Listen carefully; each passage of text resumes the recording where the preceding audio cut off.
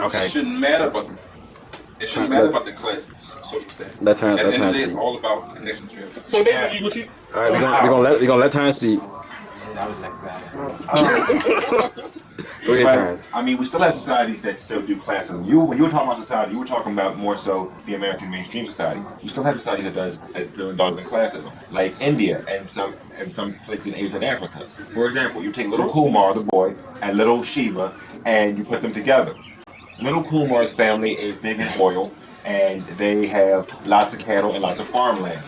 Shiva's mother and Shiva's family, they invest more into the stock markets, and they're more business oriented. And they have five brothers and sisters. So Shiva and Kumar's parents get together and they say, okay, you marry so and so, and I'll bring this, and this to the table, and you marry so and so, and I'll bring this, and this to the table.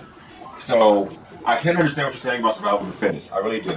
That for some cultures, it is easier to keep the arranged marriage factor around.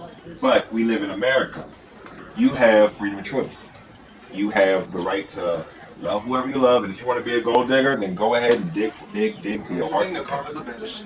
All right, so Like, okay, just for example, like when I'm looking for, when I'm dealing with people, if somebody likes me, like if a dude likes me and he comes to me trying to get with me, first thing I want to know is, like, you know, when you work at, what can you do for me, and all that, you know, that I want to know that, you know, shit at the top. I'm the one I want to talk to you.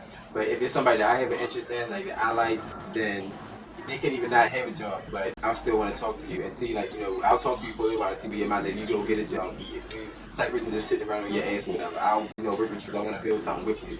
But I just think I have to understand this. all right, say young, then James. Well, mind you, okay, now, and I'm gonna pose this question to you, because one, it was never my intent when I go into a relationship or when I decided to get married that, oh, you know what, damn it, I love you enough to be homeless with you.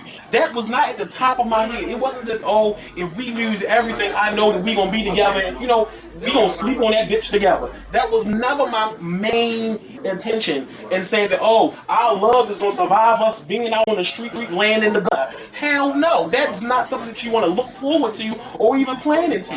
But you're saying that if you jump in this relationship, it's not about the money, regardless if we have a roof over our head or one pan to eat out of, we gonna make it. No, because at the end of the day, your personalities are gonna clash, or something inside you to say, God damn it, I want to fight to survive. It kind of, so I think you get it misconstrued. What you want is, you want the type of person that if you are down on your luck, if you are sleeping outside and then you got your legs can of veins, and this person won't leave you, kind of, sort of. As long as y'all trying, I guess, you know. If we're trying together, yes. Yeah. Because at the end of the day, when you meet somebody, you see the potential in them, especially when we're young. So when we're dating somebody, there's a very slim possibility that we're going to find somebody who has achieved their 100% potential. So then when you say that you're marrying somebody, that means you're going to marry them through the transition of them getting to their potential, as well as them supporting you that the same way. But then if it comes to the point where we're not carrying our own, or it's that you have to, you're down on your luck, he's down on your luck, but you know that he has more potential to succeed on his own.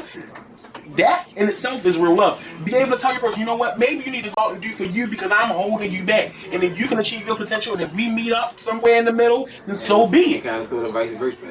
All right, James. All of that is circumstantial and situational. I understand perfectly what you're saying.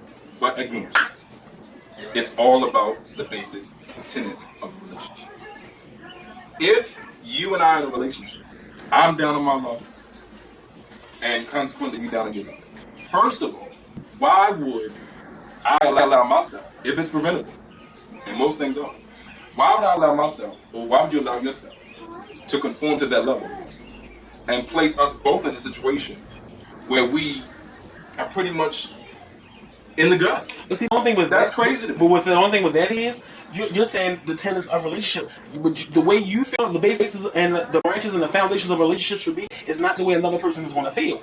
And they're gonna have a what I'm difference in saying is opinion. this. So your opinion, If in their they opinion, don't it doesn't agree- make it wrong. It's just the way that they and feel. if they Because don't the person agree, like if you all have a conversation right now and they agree that don't mean they're gonna feel the same way 5-10 years from now when the shit really go down. You will change your mind. Things happen, shit happens, and as you grow, you're gonna become a different person. You're gonna have a different opinion about something. I respect hope. Yeah, right. You can cope. You respect can't lay hope. everything I on respect the hope. foundations of a relationship. Because trust and believe, that young lady who was on time, her foundations of a relationship is having six to eight zeros on your check. I respect Whereas yours is something different. If you say that you have love for someone, the love that you have will avoid these issues, if possible.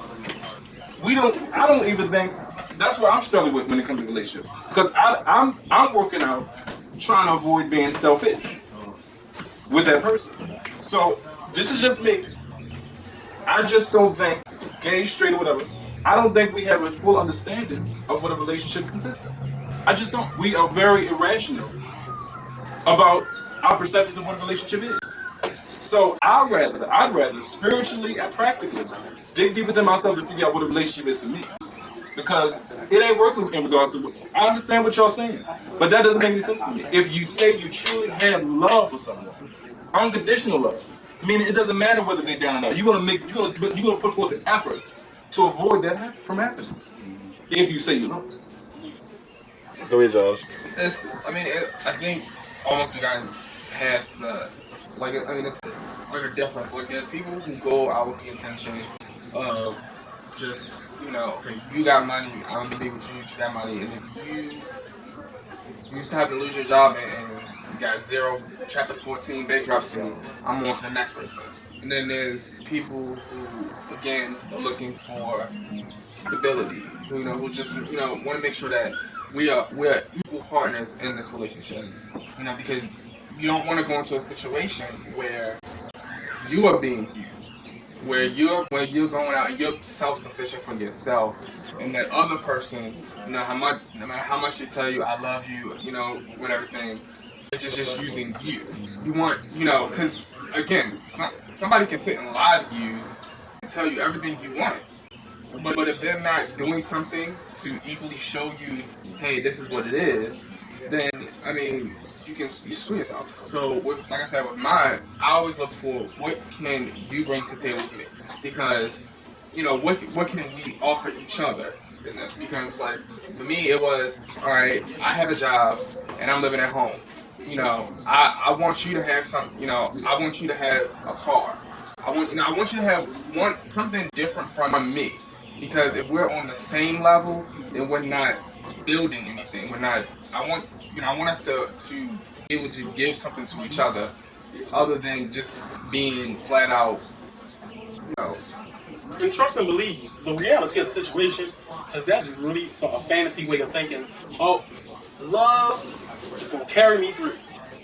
I'm going to survive on love. No matter what. Broke, busted, or disgusted. God damn it, I got love. That's some bullshit. Because at the end of the day, you have to be able to take care of yourself. And if you don't have the monetary means to take care of yourself, you're going to be a miserable. There's a lot of miserable people walking around here who, and even they went to school and everything. They even got their degree and can't find no job. And they can be in love, but that doesn't mean they're being loved. Yes, love is more of a safety net. Yes. Love is a safety net, so like, to me, I don't know, in some ways, I'm saying, because love is kind of like I disagree, Savion. I think money is more so a safety net. Money is more so a safety net than love is to me. I feel like there is a practical way, like Josh was saying. It is the practical, like if you break it down, you need something to survive. You know what I mean? To me, like, yeah, it's great to have that love or whatever, and that will help you through situations. However, if someone's got to be doing something. Someone has to be doing something. Maybe. All right, wait a minute, Josh. And it's not to say that love is out of the equation, Right? And that it's like, because if you work for something and something happens and you have love can help. Love helps foster. It helps. Say I'm not gonna leave you high and dry. But it's like, being able to say, we both can bring something to the table. both willing to bring something to the table, and I know that if something happens, you know, this is not the end of our relationship. All right, James. Obviously, I didn't phrase what I was saying correctly because I'm just totally confused about what's going on. I know what I was trying to say, but obviously y'all didn't understand.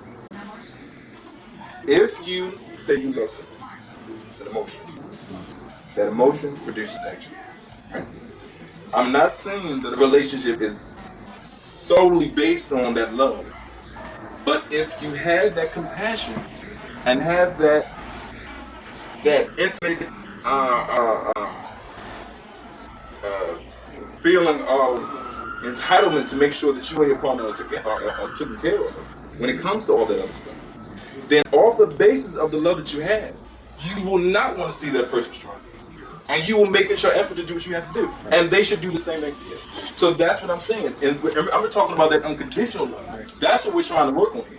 That unconditional love. So I'm not saying it should be based off of love alone. That's illogical. All I'm saying, if you say you love them, the byproduct should be the actions to make sure that you can avoid living in that poverty-stricken position. Unless it is necessary. But what about the before? What about the before you get to the love? Because you don't just wake up one day and in love with a person. What about the before? What about, you know, because having a job and, you know, achieving a certain amount of status does speak for who you are and what you're willing to do even for yourself. So, I mean, I think at some point it is okay to base part of your decision off of their status because that's a representation of them. Because if you rate them on a piece of paper, who looks more attractive on a piece of paper? And then to also piggyback on what you said, when you met that person, you knew they were accustomed to certain things. It was what they were accustomed to made them who they were. So if they were the type of person who was accustomed and used to having Gucci and gold, then God damn it, you better be able to provide that Gucci and gold when you get in a relationship with him and you marry him. Because that was the type of person that they All right, were. James, And that young lady, the same to me, was saying, God damn it, I'm accustomed to Gucci and gold. So when I go and date somebody, I'm going to make sure that they can give me Gucci and gold. The place I'm going to, this is the place where I'm going. Emotionally, mentally, spiritually. I don't have time to worry about classes, social status, none of that shit. That doesn't matter. As long as I'm content with what I'm doing, that's all that matters. I'm unbothered by that type of stuff. That stuff is so futile, it doesn't matter to me. And my partner should have the same value system. And if they don't, they are close enough to it. And it's possible that it's also possible that you couldn't necessarily be naive to it. Because I mean, it's like different people can perceive things differently. Yeah, so and this is my perception. This is my perception.